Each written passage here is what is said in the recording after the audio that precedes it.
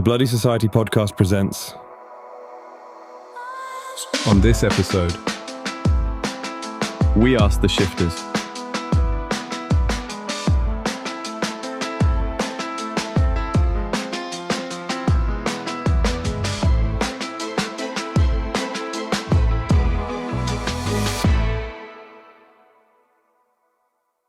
This episode of The Bloody Society Presents The Vampire Show has been pre-recorded. In light of the ongoing situation in Venice and the safety concerns currently affecting our community, Laércio and I are conducting fieldwork and are unable to broadcast live at this time. The show will return to its live format at the earliest possible opportunity. We are watching. We are working. And you will hear from us the moment there's something to report. In sanguine veritas.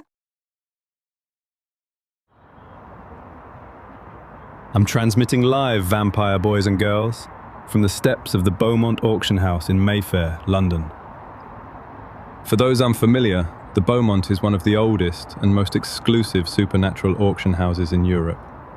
Centuries of rare artifacts, contested territories, ancient bloodline heirlooms, and objects that have no business changing hands and do so anyway.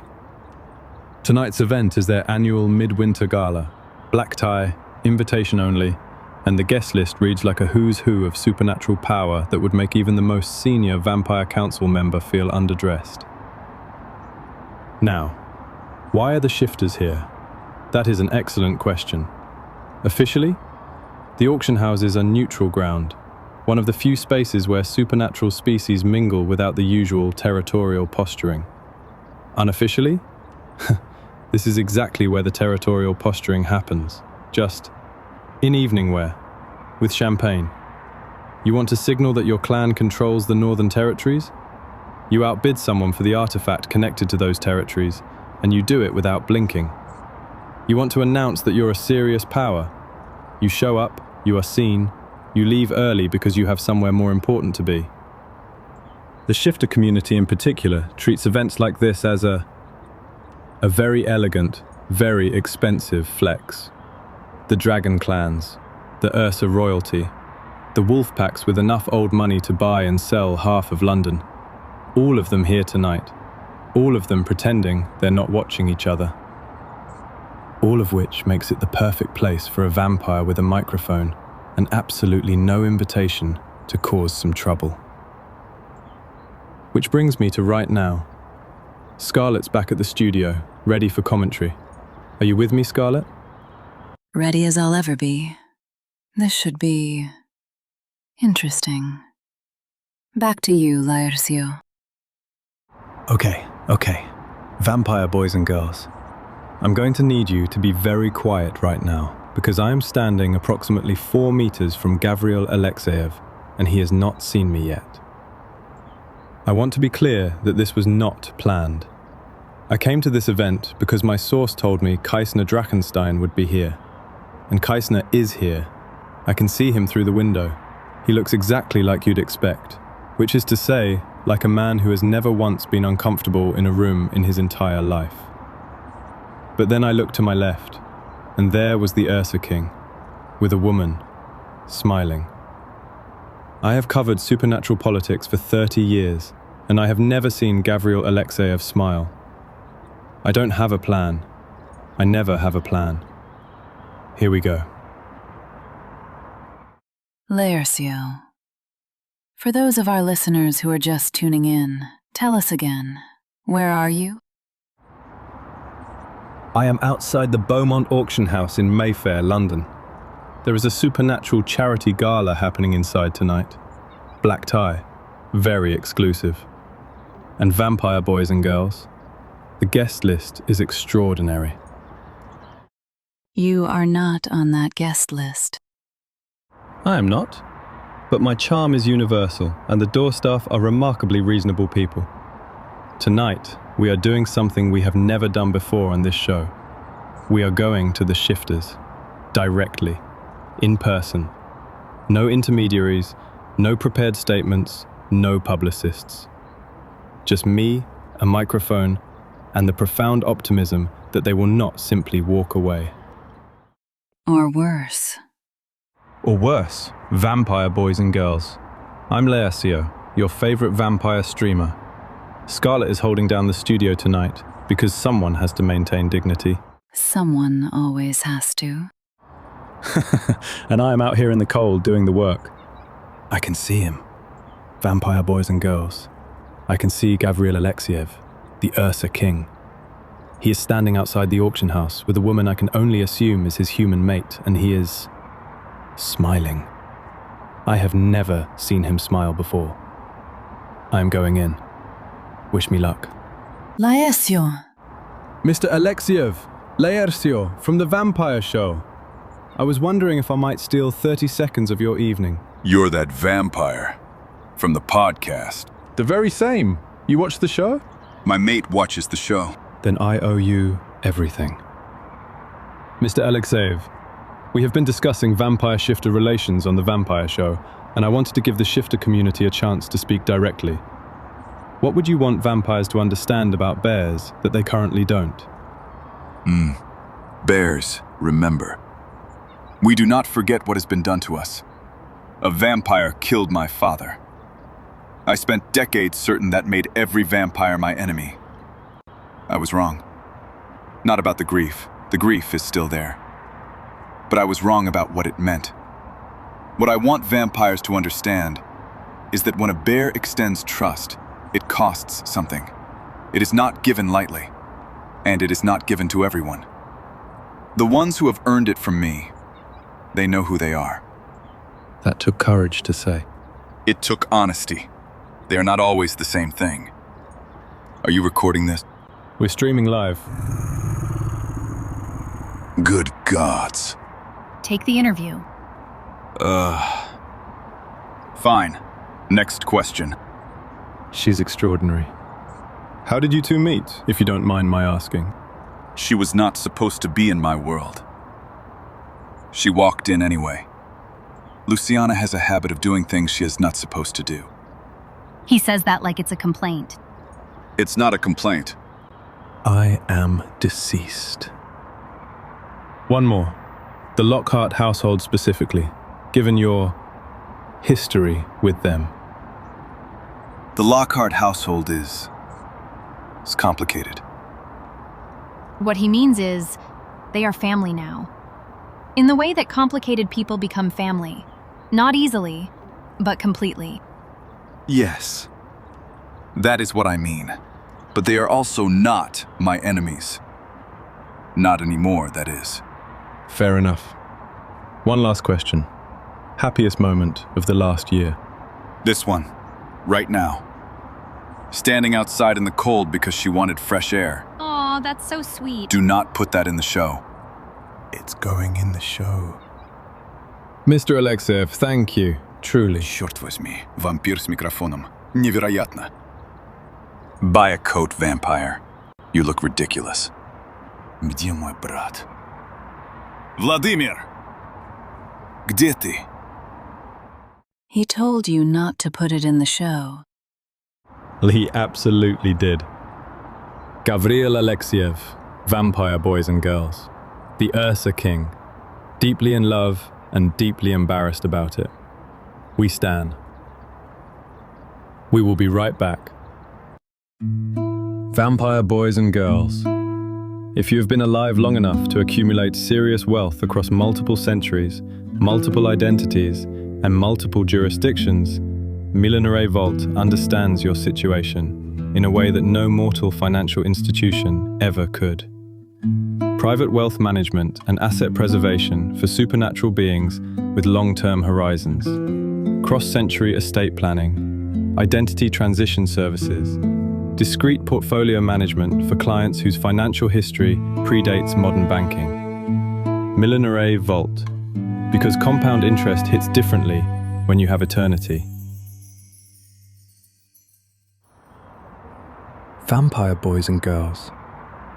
I turned around and there he was, standing a few feet from where I'd just spoken to Gavriil, watching the whole thing with those silver eyes. Vladimir Volkov, the wolf. Gavriil's brother, though not by blood, by something considerably more durable than that. I approached, because of course I did. And now I'm standing here before the shifter legend himself, the OG runt of the pack turned alpha, Vladimir Volkov. Welcome to the Vampire Show. I won't pretend you didn't just hear everything. I heard. You were respectful with him. That matters. He made it easy. Can I ask you something? I'm listening. The vampire-shifter divide. You have more experience bridging it than almost anyone. You've been inside the Lockhart world, the Devereaux world, the Dragon world. From where you stand, is it actually changing? Or does it just look like it is from the outside? It is changing. Slowly. The way a river changes a stone. You don't see it happening, and then one day you look, and the stone is different. My brother sat across a table from Dristan Breck, from Ivan Lockhart, from a grand witch carrying a vampire's child. None of that was possible 10 years ago. None of it. So yes, it is changing. Whether it changes fast enough, that is a different question. Fast enough for what? For what is coming. For what is already here. What do you mean, what's coming? I have said what I will say. You are not what I expected from a vampire broadcaster. I get that a lot tonight. Thank you, Vladimir. Tell Gavriil I took his coat inside. He'll know what it means. Vampire boys and girls. For what is already here. I don't know what he meant. Actually, I think I do. Back to you, Scarlet. He said, fast enough for what's coming, and then corrected himself to, what is already here. That is not a casual distinction. No, it isn't. The Volkov wolf has been inside every significant supernatural household for the last decade. If he is choosing his words that carefully, we note it, and we move on. We note it. Moving on. Vampire boys and girls. I am inside. I will not explain how. And I can see Kaisner Drachenstein across the room, which, I want to be transparent, is a slightly intimidating XP. Laércio. Kaisner Drachenstein does not give interviews. He hasn't met me yet. Mr. Drachenstein. Laércio, the Vampire Show. I won't take more than a moment. The Vampire Podcast. You have 30 seconds. The Dragon Crown. 2 claimants. How do you respond to those who say legitimacy requires bloodline? Bloodline gives you a claim. What you do with that claim determines whether it means anything. I built an empire. I did not inherit one. Every clan that follows me does so because I earned their respect, not because someone handed me a title and told them to comply. Legacy is what you leave, not what you were given. And Nicholas Draken? Nicholas Draken is a complicated young man making complicated choices. I wish him clarity. He's going to need it. One personal question. You have used your 30 seconds, Mr. Laércio. The show is not without its merits. Dios mío. He watches the show. Kaisner Drachenstein watches the Vampire Show. I need a moment. Legacy is what you leave, not what you were given. I genuinely did not expect to find him compelling. Right? The man he's a lot. He is. Don't tell him I said that. And now, a word from our sponsors. We will be right back. Vampire boys and girls, we need to talk about travel. Because getting from Paris to Venice after sunset with your identity intact and your luggage uninspected is not as straightforward as the mortals make it look. Darkvale Concierge handles everything: tinted transportation, red-eye flight coordination, private terminals, pre-vetted accommodation, all arranged with complete discretion by people who understand exactly what you are and ask absolutely no questions about it. I have used them personally, twice. I will not say where I was going. Darkvale Concierge, because getting there is half the survival. And we're back. Vampire boys and girls. I spotted Nicholas Draken stepping away from the main room. He looks tired. That is the honest word for it.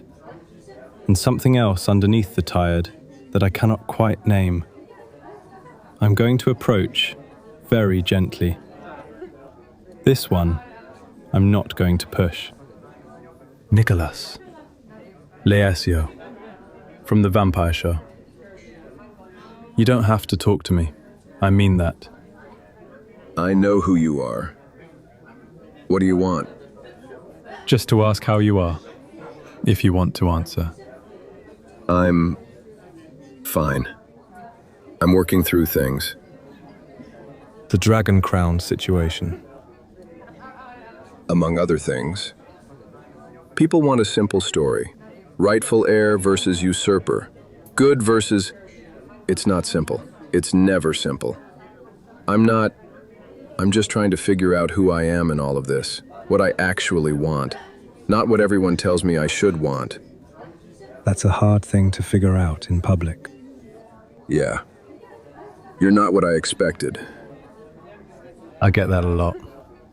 For what it's worth, whatever you're working through, I hope you find your way to the other side of it.